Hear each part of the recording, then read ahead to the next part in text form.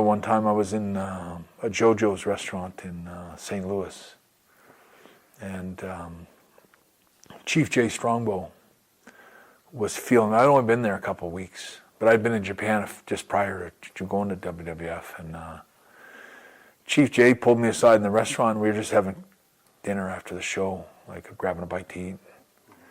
And he said something about what were my expectations about what I was going to do there, and what they promised me, what WWF, like, what did they had in mind for me. And all I said is what they told me. I said, they promised me that I'm going to be a big star here, and that they got big plans for me. I'm going to work with all the top guys, and I'm going to be one of the big players in the company, and that they were going to push me and give me this big push. And I remember Chief,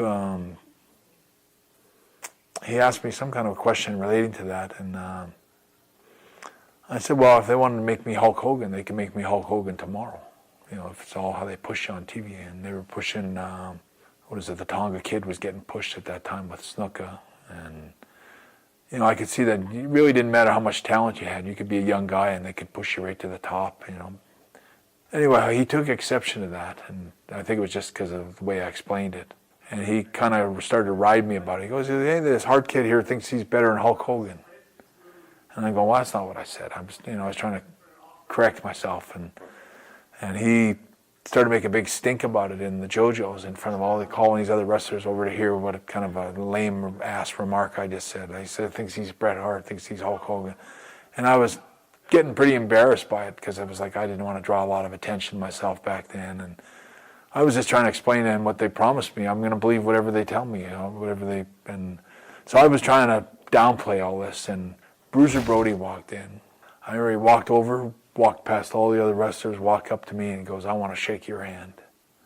And it was almost like an answered prayer, right in the middle of all this kerfuffle with Chief, who I later had so much respect for and admired him a lot. But at that very first, because I didn't really know him that well either. I'd only been there about 2 weeks.